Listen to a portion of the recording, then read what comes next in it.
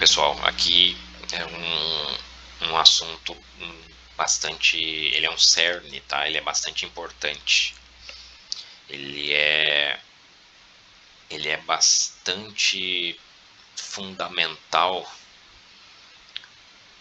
para a gente entender a questão das colheitas e um pouco também do que está acontecendo agora nesses últimos tempos, dessa enxurrada de informações que a gente tem compreendido vinda de cima, eu imagino, né?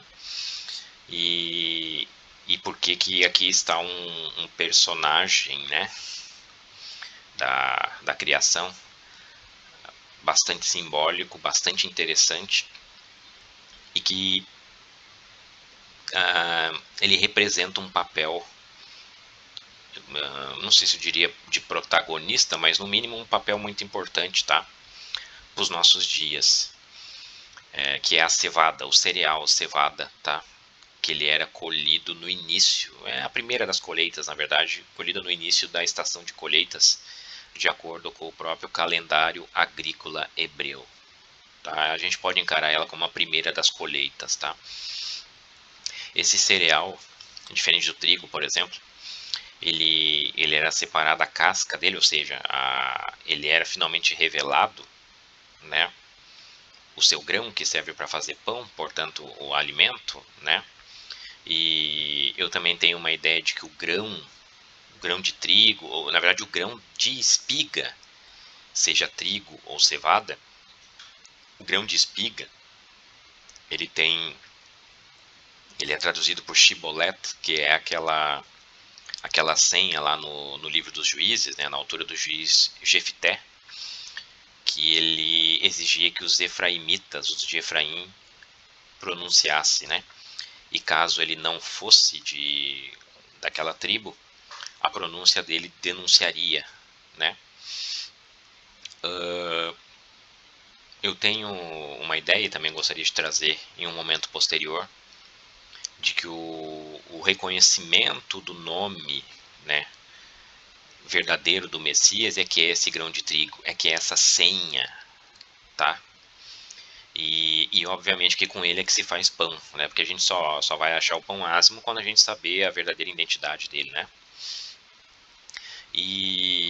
Mas como que, no caso, para essa classe de pessoas aqui, ó, eu estou falando de um cereal físico criado, mas obviamente que ele tem um significado espiritual. Ele aponta para pessoas espirituais, tá?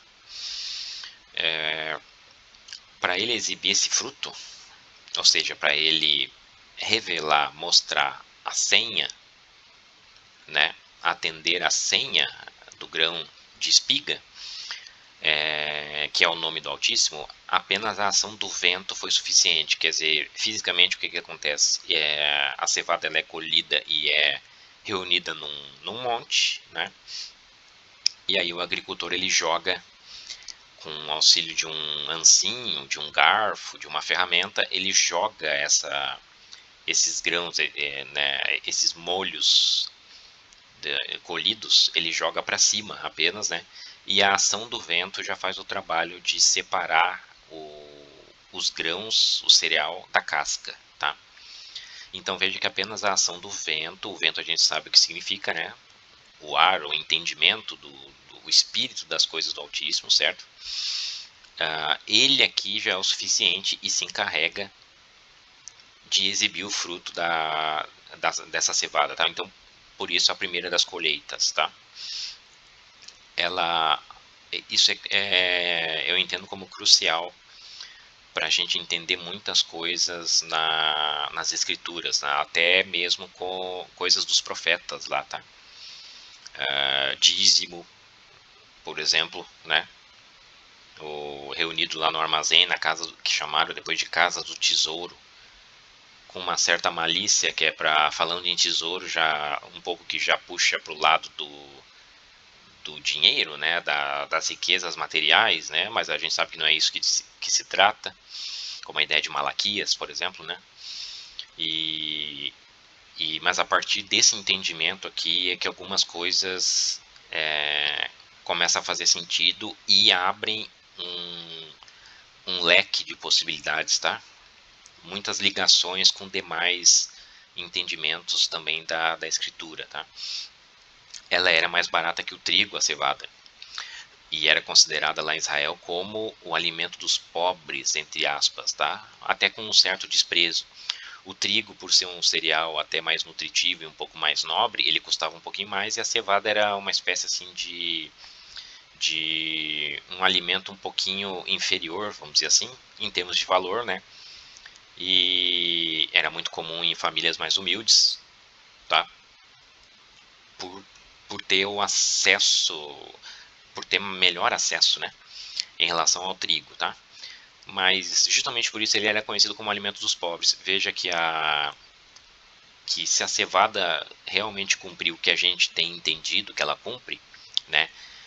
Mostrando os frutos apenas com a ação do entendimento e sendo a primeira das colheitas, né? Ou seja, lembra do discipulado, as primícias? As primícias têm a ver com o discipulado, ou seja, os discípulos imediatos daquele que trouxe as boas novas, né? O Messias, certo? Que hoje rebatem os 12, mas que são hoje 12.000 de 12, né? Ela frutificou e multiplicou, certo? As sementes dos 12 lá atrás, né? Então as primícias, o discipulado, certo?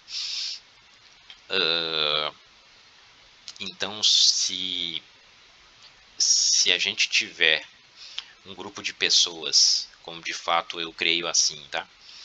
Que estão, que, que desafloraram, né? Desenvolveram esse entendimento aí, primeiro em relação às outras pessoas, né?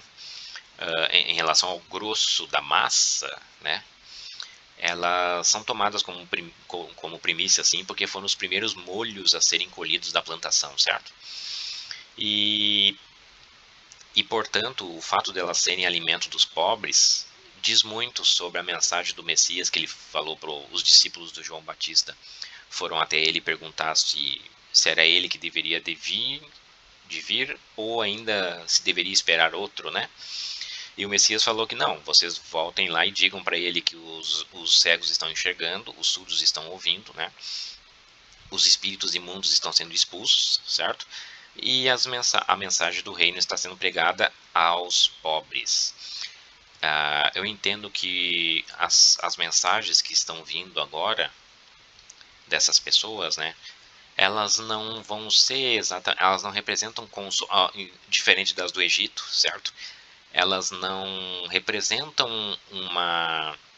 um ânimo e uma euforia e promessas de riquezas, de prosperidade. Não.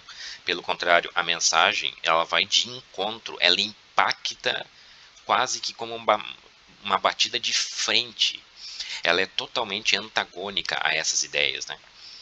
Por isso é o alimento dos pobres, né? Na verdade, essa é a consolação que o pobre desse mundo tem, certo? Que a mensagem ela não promete nada para nós aqui, né? O que justifica também o sabor um pouco mais amargo desse cereal, tá? Em relação ao trigo, ele é um pouco mais amargo, exatamente por causa disso, que é uma mensagem um pouco mais difícil de digerir, tá? Ela não é doce, ela não é agradável aos olhos, é uma mensagem de arrependimento, de contrição, certo? E obviamente que as pessoas mais abastadas, elas terão mais dificuldade de consumir isso aqui, a cevada, certo? Elas terão mais dificuldade, né? Então, por isso que é considerado como alimento dos pobres, né? Porque ela vai ser mais atendida justamente pelos pobres, né, desse mundo, no qual o consolo não está aqui, ele está lá, no reino de lá, o reino vindouro, certo? Ela resistia melhor às condições climáticas adversas, ou seja, sobre a adversidade, a cevada desenvolvia mais, ela resistia mais em relação ao trigo, tá? E o seu sabor era um pouco mais amargo, conforme eu comentei. O trigo até tem um sabor mais palatável, a cevada já é mais amarga, né? Só que ela resiste mais ao trigo, ela tem mais força, né? Sob esse aspecto, sabe? Mesmo assim, ela era frequentemente misturada ao trigo, ou seja, quando se preparava farinha, geralmente se misturava esses dois cereais, tá? Se misturava. Então quer dizer que tanta manifestação da cevada, que é um grupo de pessoas, que é uma mensagem, certo? Como a do trigo, que é outra mensagem, num momento posterior, elas se misturarão, claro, porque elas na verdade tratam da mesma coisa, né? E também são simbolizadas por um grão de espiga, certo? Apenas com essas diferenças de nuances entre esses dois cereais diferentes, cevada e trigo, que têm diferenças sensíveis, apesar de muito parecidos, né? E aplicações também muito semelhantes, mas eles têm uma pequena diferença, tá? São essas mensagens, ou seja, é essa farinha que provém o pão dos homens, tá? Que vai prover o pão dos homens, né? Ela era muito usada para alimentar cavalos, jumentos e bois. Quem são os cavalos? Bom, eu já comentei anteriormente que a gente tem um nome sendo proclamado aí, é um nome mais comercial e mais utilizado no mundo aí, principalmente no nosso lado ocidental, que para o hebraico ele remete diretamente à ideia de um equino, tá? De um cavalo. E os cavalos a gente não podia comer carne de cavalo, né? Isso aí a lei proibia, certo? Então esse termo aqui, sus, que é parte componente desse nome, que é um nome blasfemo do Messias, ele remete para os hebreus à ideia de cavalo, e portanto ele, ele pode ser sim configurado representando os seus seguidores também, né? Então veja que a cevada ela poderá servir de alimento também, de sustentação até para aqueles que seguem o cavalo, né? Para esses que saudam o cavalo todo dia, por muito falarem, né? Certo? Aqueles, os pagãos, que por muito falarem pensam que serão ouvidos, certo? Eles usam de vãs repetições nas orações, né? Vocês entendem de quem eu estou falando, certo? Aqueles lá saudam os cavalos, certo? Saudam o cavalo, porque quem fala muito, né? Quem fala demais dá bom dia a cavalo, certo? Os jumentos a gente também já comentou, que são a nossa figura daqueles que trocaram o fardo pesado da religião pelo fardo leve do Messias, né? Pelo jugo suave, certo? E os bois, que a gente também já comentou, que são aqueles que ruminam a palavra, né? Por que os bois eram permitidos pela lei? Porque eles ruminam a palavra, eles meditam sobre o que eles recebem, né? Também na ideia da própria palavra para cevada, em hebraico era usada seorá, que é um termo que também traduz pelo e cabelo, ou seja, o termo pelo e cabelo ele está intimamente ligado com o mesmo sentido a esse cereal. E a gente olhando os campos de cevada sobre a terra, de fato eles lembram como se fossem pelos, né, sobre a superfície da terra mesmo, né? Ou de outro modo, né, se a gente perceber os pelos que nós temos no nosso corpo, como nos braços, por exemplo, né, eles lembram de certa forma as plantações desses cereais aqui, né? Até pelo aspecto dele, assim, aspecto físico. E só que essa palavra estar traduzida e estreitar o significado desse cereal com a ideia de pelo e cabelo, isso aí é muito mais profundo do que a gente pode imaginar, tá? Porque conforme a gente já tem comentado, a herança hebraica, inclusive o seu idioma, ela na verdade é uma aula viva das coisas do Criador, tá? A gente não pode desprezar os detalhes que ela tem de maneira nenhuma, tá? Porque se aquilo que um pai deixa para o filho é chamado de herança, então e essa língua que seria no caso a língua de Adão, né, que foi a que foi perpetuada como hebraico, certo?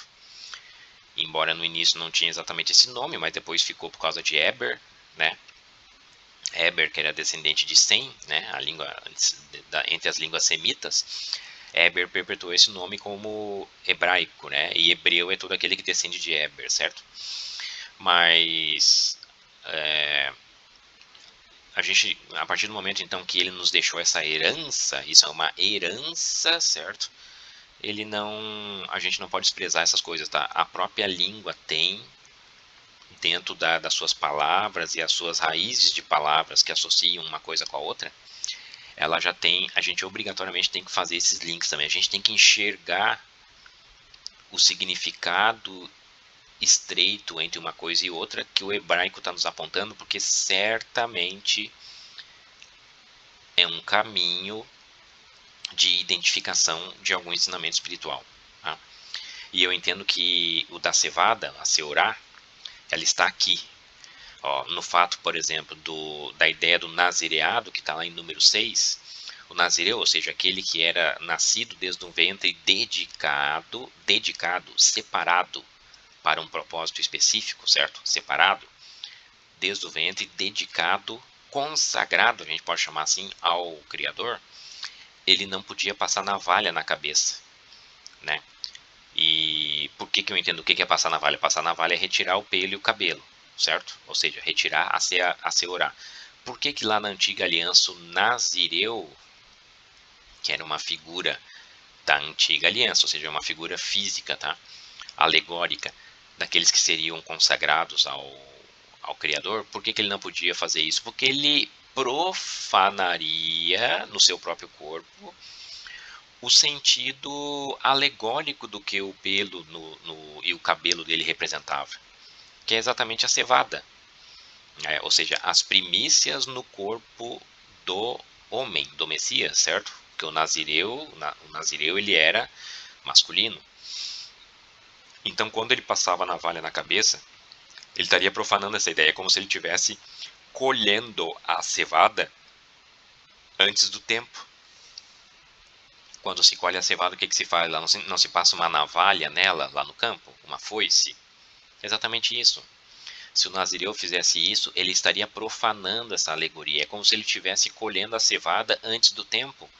De maneira nenhuma ele podia fazer isso, até porque o nazireado faz parte lá da antiga aliança. A antiga aliança ela não justificou ninguém. Ela não justificou ninguém. Por isso que o Messias teve de vir. Agora sim, o Messias com o novo pacto, né, o novo vinho, o sangue dele no madeiro. Agora sim, e depois do derramamento das chuvas, temporã e serôdia, agora sim o cereal parece estar pronto para a colheita. Agora sim é que a navalha na cabeça poderá ser passada. Antes não poderia, certo? Se fizesse isso antes, estaria profanando, fora do tempo do Altíssimo, a verdadeira colheita da cevada, certo? Da seorá, ou seja, a verdadeira retirada dos pelos do corpo. Tá? Oséias, no capítulo 3, nos diz também que esse cereal ele era usado como medida para se comprar prostitutas. Ou seja, para se contratar o serviço de prostituição, era usada a cevada como preço. Prostitutas aqui está se referindo exatamente ao que vocês estão pensando, tá? É exatamente isso. Somos nós. Ok? É claro que em outros tempos, a partir do momento que a gente foi comprado, a gente deixou de ser adúltero, né? Para estar casado com o Messias. Mas os que ainda estão em adultério no meio das nações, né, são prostitutas, certo? Na condição de mulheres, ou seja, como humanidade, como mulheres, como tendas, né? Adúlteras, ou seja, que não se firmam em um único marido. Por isso prostitutas, certo? Então veja que essa cevada ela vai ser usada para comprar. A mensagem dessas pessoas será usada para comprar prostitutas. A ideia hebraica de comprar e vender, né, ela representa o ensinar e o aprender. Comprar e vender nem sempre, quando está ali nas escrituras, né, nem sempre se refere a uma troca mercantil envolvendo dinheiro e produto. Comprar e vender também significa ensinar e aprender, porque quando a gente troca informações, certo? Através de nossa boca e de nosso ouvido, que são as portas do templo, certo? Isso também é uma compra e venda, né? É uma troca, na verdade compra e venda é uma troca de valores, certo?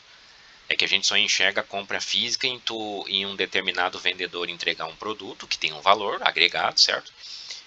E o cliente, que é o comprador, ele retribuir com outra coisa que tem valor, ou seja, uma moeda, seja prata, seja ouro, enfim. Então, mas na verdade, no fundo, o que é uma compra e venda? É uma troca de valores, certo? E quando a gente negocia, granjeia os valores do Altíssimo, é uma compra e venda também. Quando a gente fala das coisas dele, e em troca a gente recebe pelos ouvidos as coisas dele também. Isso é uma compra e venda, certo? Então, o ensinar e o aprender, né, principalmente o ensinar, claro, né, das prostitutas, exatamente vai vir pela cevada, tá? Como Oséias já falava lá atrás, que esse cereal servia muito para se fazer isso, tá? Na lei, no capítulo 5 de Números, tem aquela ritualística lá, que é simbólica, claro, que é alegórica, estabelecida pelo Criador, como oferta de marido com ciúme, o marido que está desconfiado de que sua esposa é adúltera, né? Ele pegava um punhado de cevada e fazia aqueles rituais lá diante de um sacerdote, né? Depois misturava com água amarga, a mulher tinha de beber e proferir certas palavras, né? Aquele ritual lá, ele tinha como base a cevada, que era estabelecida como oferta de marido com ciúme, ou seja, assim, a gente já comentou também, eu comentei num áudio anterior, que a figura de Moisés descendo do Sinai, Moisés, o primeiro ungido, né, descendo no Sinai e testemunhando o povo se prostituindo, adulterando com bezerro de ouro, ela era uma sombra de quando o Messias voltar agora, conforme ele prometeu, cumprindo a promessa dele, voltando, e ele vai chegar aqui, ele vai ver o povo dele adulterando, se prostituindo com o blasfemo, com o bezerro de ouro. O novo bezerro de ouro, né, o rei da Babilônia, que está vindo aí, certo? Então, essa é a postura de um marido com ciúme, certo? A questão é que depois, quando o Messias vier, assim como Moisés também quando desceu, ele não foi apenas uma desconfiança, né? Ele pegou no flagra, na verdade, né? Aí já estava configurado o flagra, ou seja, pega em flagrante adultério, certo? A pena da lei para mulher pega em flagrante adultério era o apedrejamento, vocês lembram, né? E não à toa lá no Apocalipse está relatado que descerá do céu saraiva, chuva de pedras com fogo, contra essa mulher que foi pega em flagrante adultério, né? O que está acontecendo ali é apenas o cumprimento da lei, certo? Mas veja que no momento anterior a ele vir, no momento anterior a ele finalmente pegar no flagra a mulher prostituta, ele apenas o que? Desconfia. Ele apenas tem uma desconfiança. Ele passa a ter um ciúme, justamente desconfiado de que a esposa dele ela não está se resguardando como deveria. E aí, como oferta, é mandada a cevada. A cevada, né? Ela vem como a manifestação dela é uma oferta do marido que está desconfiado dos desvios da esposa, né? Veja então que se a cevada de fato significa isso, que eu tenho entendido, ela vem no momento certo, né? Porque esse é o momento em que a esposa está mais tentada a se desviar, né? A fazer o que é errado, certo? Então a cevada vem para isso, tá? Seguindo também a lei lá em número 5. E depois também o desfecho dessa lei em Apocalipse, conforme está escrito lá, tá? Então veja, a cevada ela tem um papel bastante interessante no que diz respeito às colheitas, às coisas da criação, né? principalmente agora nessa mensagem do fim. Ela é a primeira a ficar pronta para a colheita, né? Justamente por causa da chuva serôdia, tá? E, e os demais itens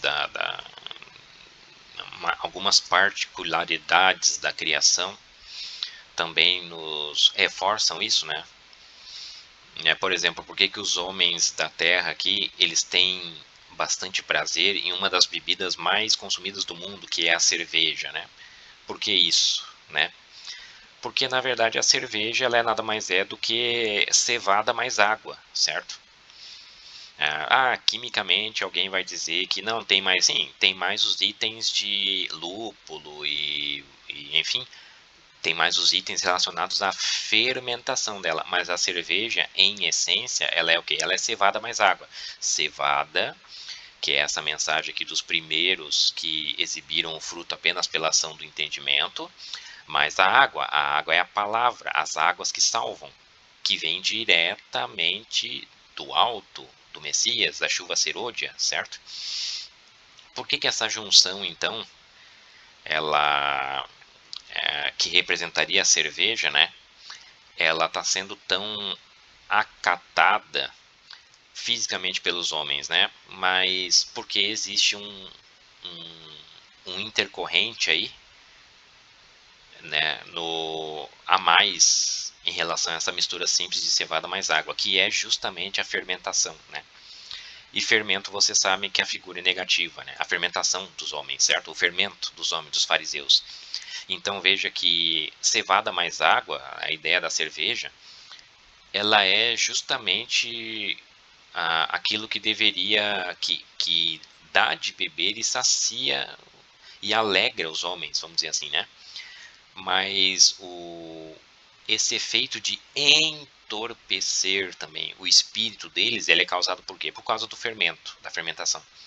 E é a fermentação, ou seja, o desvio, o acréscimo dos homens mal intencionados na mensagem da cevada e nas águas que salvam, é o acréscimo deles que faz o fermento, que faz com que os homens entorpeçam o seu espírito, né? Percam os sentidos aguçados e acabam fazendo aí coisas que não devem, né? É o testemunho que a gente tem com o consumo de cerveja, certo? É exatamente o testemunho que a gente tem com o consumo de cerveja e com algumas tragédias, vamos dizer assim, que até decorrem de pessoas que não sabem beber, né? Essa bebida. É exatamente isso, né? Ou seja, é mais um indicativo físico, né? De que da presença da cevada como mensagem, tá? E do porquê que, veja, no juízo eu entendo ser perguntado, né? Depois, talvez até pelo nosso próprio Salvador, do porquê a, a busca, né? O prazer tão grande no consumo físico dessa bebida, né? E o porquê que o desprezo pela verdadeira bebida que é a cevada mais água, né? Então que existe um apego à bebida física, mas o que ela estaria representando, existe um desprezo, né? E mais do que isso, né? Existe a fermentação, né? A fermentação que sem dúvida nenhuma muda o caráter dessa bebida, né? E, e entorpece, tira do juízo o espírito dos homens, não é mesmo? Então, eu entendo que o juízo seguirá essas linhas, sabe? Porque as coisas daqui da criação, elas são apenas espelhos, são apenas alegorias das coisas verdadeiras, né? Mas a gente será julgado, eu penso assim, pelas coisas verdadeiras e não pelas espirituais, né? E não pelas físicas, né? Se a pessoa tomou ou deixou de tomar a cerveja, isso não é julgamento do Messias, porque o reino dele não é daqui, certo? Agora, se a pessoa buscou tomar a cerveja, cevada mais água, sem fermento, espiritual, isso sim, isso eu entendo que vai ser fruto do julgamento, certo? Então, vejam como essas coisas são interessantes, né? A cevada ela tem esse papel bastante importante, ela tem uma alegoria muito ampla nessas coisas todas, muito presente, muito simbólica, especialmente agora nos dias que a gente está vivendo e no cenário das colheitas aí no tempo do fim, tá?